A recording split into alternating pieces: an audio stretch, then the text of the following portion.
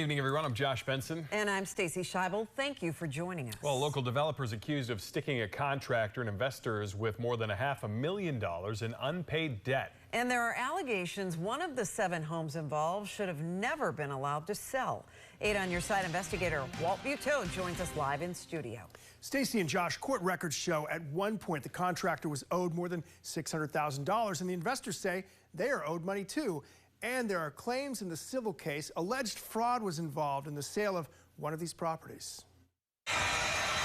Contractor Todd Britton Hare had an agreement to build 7 Tampa homes for Max Venture Group, but then he claims the money he was owed stopped coming. I kept being told, I'm going to pay, I'm going to pay, I'm going to pay. I think it's coming from the finance company, and it just never did.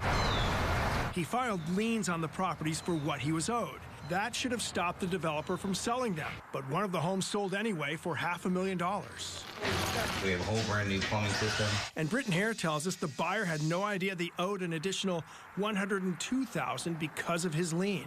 And they have a mortgage, and now their mortgage is in jeopardy because they bought a property that was supposed to be free and clear, and now it has a lien on the property. How does that property close if there's a lien on the property?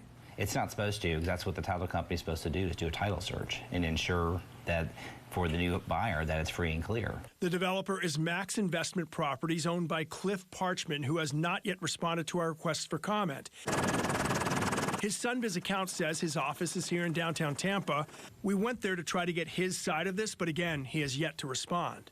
The fact that one of the homes sold even though there was a lien on it sent Britton Hare to Tampa police, where he's been interviewed by detectives alleging the developer knew there was a lien but sold the home anyway. So right now you can see we're putting on the hardy siding. Britton Hare and the developer's investors are suing Parchman and other entities involved in the projects, hoping the court will force the payment of what they claim they're owed.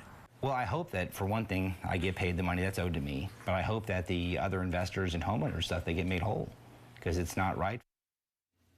After a court settlement, Parchman paid Britton Hare about half of the more than $600,000 that the contractor claims he was owed, but now he's fighting for the other half.